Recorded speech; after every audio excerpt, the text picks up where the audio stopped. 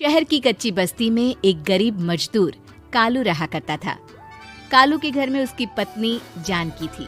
जानकी लोगों के घरों में झाड़ू पोछा करके कुछ पैसे कमा लेती थी और वहीं कालू किसी तरह मेहनत मजदूरी करके 2 वक्त की रोटी का जुगाड़ कर लेता था। कुछ दिनों से हो रही बारिश के कारण कालू की मजदूरी बंद हो गई थी। अरे जानकी, इस बार तो बरसात ने हद ही कर दी, रुकने का नाम ही नहीं ले रही। कुछ समझ में नहीं आ रहा, अगर इसी तरह काम पर नहीं गया तो 2 वक्त की रोटी का जुगाड़ कैसे होगा। अरे तुम चिंता क्यों करते हो, बारिश का क्या है, 1 आध दिन में रुक जाएगी और उसके बाद में फिर से काम शुरू हो जाएगा। अरे 3 दिन तो हो गए, बरसात तो रुक ही नहीं रही है और आगे भी रुकने के कोई आसार नहीं दिख रहे। तो क्या हुआ, तुम्हारा काम बंद हुआ है ना? मैं तो अभी भी लोगों के घर झाड़ू पोछा करने जाती ही हूँ। मेरे पगार से कुछ दिन तो निकल ही जाएंगे। अरे घर का खर्चा तो हम किसी तरह चला लेंगे जानकी, लेकिन ये जो छत टपक रही है इसका क्या करेंगे? ये बात तो आपकी सही है। हमारी झोपड़ी अब काफी पुरानी हो चुकी है और इसके छप्पर में भी कई सारे छेद हो गए हैं। रात भर पानी टपकता रहता है। अरे मैं भी इसी बात से बहुत परेशान रहता हूँ।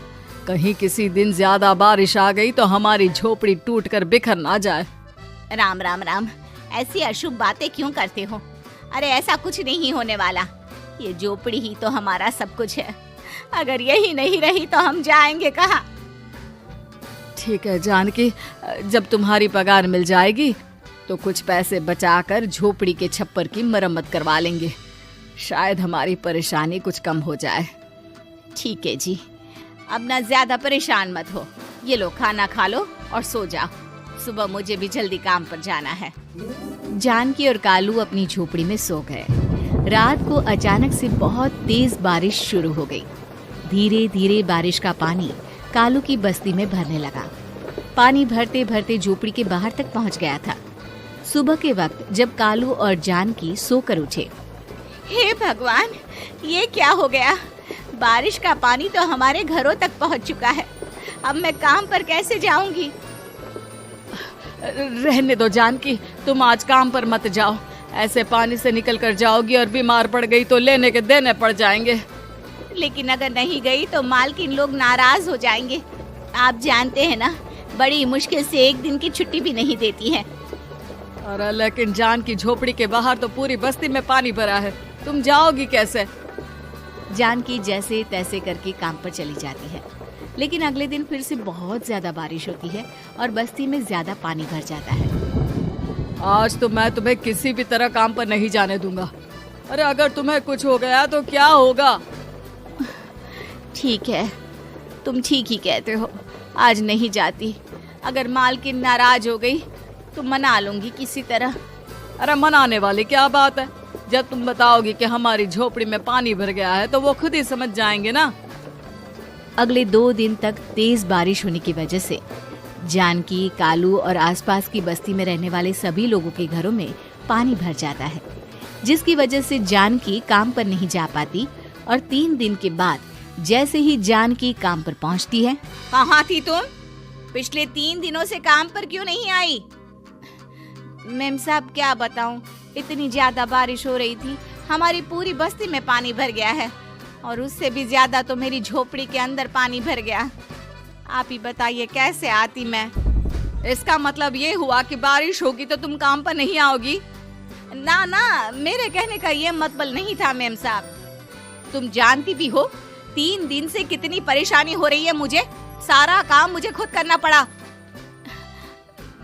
माफ कर दीजिए मालकिन जी, पर मैं क्या करती, आने के लिए रास्ता ही नहीं था, सब जगह पानी भरा हुआ था। बहाने तो तुझे बहुत बनाने आते हैं। जानकी देख, अगर अगली बार ऐसा किया ना तो फिर काम से हमेशा के लिए छुट्टी। अरे ना ना मालकिन, ऐसा मत कीजिए। बारिश की वजह से मेरे पति की मजदूरी भी छूट गई है। बड़ी मुश्किल से घर में 2 वक्त खाने की रोटी का जुगाड़ हो पाता है। आप मुझे काम से निकाल देंगे तो हम क्या खाएंगे? अगर इतनी ही चिंता है तो फिर रोजाना काम पर आया करो। चलो अब जल्दी से जाकर घर का सारा काम करो। बारिश रुकने का नाम ही नहीं ले रही थी। पूरे शहर में बाढ़ जैसे हालात बन गए थे। लेकिन नौकरी जाने के डर से जानकी किसी तरह रोज काम पर जाती थी। एक दिन जब जानकी काम करके अपने घर लौट आई तो अचानक उसकी बस्ती में कुछ लोगों का शोर सुनाई दिया। अरे लगता है बाहर कुछ हुआ है, मैं जाकर देखता हूँ। हाँ हाँ, पता तो कीजिए, ये बस्ती में लोग इतना शोर क्यों कर रहे हैं। बाहर जाकर कालू ने एक आदमी से पूछा, अरे क्या हुआ भाई, इतना शोर क्यों मचा रहा है? अरे क्या बताए भैया, अपने बस्ती के बाहर एक पुल टूट गया है और वहाँ पर एक कार फंसी है। थोड़ी देर में अगर किसी ने नहीं बचाया ना तो वो कार पानी में बह जाएगी। ये क्या कह रहे हो भैया, कार के अंदर कोई है क्या? हाँ, कोई औरत बैठी है, अकेली है, बहुत रो रही है बेचारी, मदद के लिए बुला रही है। अरे तो हमें जाकर उनकी मदद करनी चाहिए ना। अरे लेकिन इसमें बहुत खतरा है, हमें अपने आप को बचाना चाहिए, पानी कभी भी हमारी बस्ती की तरफ आ सकता है। अरे तुम्हें नहीं चलना तो मत चलो, लेकिन मैं तो जाकर उस औरत की मदद जरूर करूंगा। कालू उस जगह पर पहुंचता है जहां वो औरत कार में फंसी हुई थी। वहां पर पानी का बहाव बहुत तेज था और सारा पानी कालू की बस्ती की तरफ ही आ रहा था। कालू ने एक बड़ी सी रस्सी को पेड़ से बांध दिया और दूसरे सिरे को कार की तरफ फेंक दिया और उस औरत को रस्सी के सहारे बाहर आने के लिए कहा। तभी वहां जानकी भी दौड़ती हुई आई। अरे ये तो मेरी मालकिन है, जिनके यहाँ मैं काम करने जाती हूँ। अरे मैडम जी, आप डरिएगा मत, आपको कुछ नहीं होगा। आपकी गाड़ी को भी मैंने रस्सी से बांध दिया है।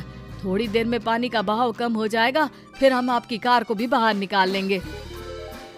क्या तुम जानकी के पति हो? हाँ हाँ, जानकी मेरी ही पत्नी है, आपके यहाँ काम करती है ना। लेकिन मेम साहब, आप यहाँ पानी में कैसे फंस गई? अब क्या बताऊं, मैं अपनी सहेलियों के साथ पिकनिक पर गई थी, वहीं से लौट रही थी। अचानक पानी का बहाव तेज हो गया और मेरी गाड़ी फंस गई। अरे कोई बात नहीं मालकिन, अब ना आप बिल्कुल सुरक्षित हैं। मैं तो बहुत बुरी तरह डर गई थी, कब से मदद के लिए चिल्ला रही थी, लेकिन कोई मेरी मदद के लिए नहीं आया। भला हो तुम्हारा पति का जिसने मेरी जान बचा ली। लेकिन जानकी, मैंने तुम्हारे साथ बहुत गलत व्यवहार किया। इतने खराब मौसम और बाढ़ में भी तुम्हें काम पर आने के लिए कहा, नौकरी से निकालने की धमकी भी दी, और तुमने मेरी जान बचाई। मुझे माफ कर दो। अरे कोई बात नहीं मालकिन, आपकी जान बचाना तो हमारा धर्म था। देखो जानकी, तुम्हारी झोपड़ी में जो भी नुकसान हुआ है उसके लिए मैं तुम्हें पैसे दूंगी। आज तुम्हारे पति ने मेरी जान बचाई है और आज के बाद मैं तुम्हें कभी भी नौकरी से निकालने की धमकी नहीं दूंगी। आज मैं तुम्हारी परेशानी को अच्छी तरह समझ चुकी हूँ। हम जैसे पैसे वाले लोगों के लिए अपने घर में बैठकर बारिश का मजा लेना बहुत आसान है, लेकिन तुम गरीब लोगों के लिए बाढ़ और बारिश काफी परेशानी खड़ी कर देते हैं। ये बात मुझे आज अच्छी तरह समझ आ गई है। आपका बहुत बहुत धन्यवाद मालकिन।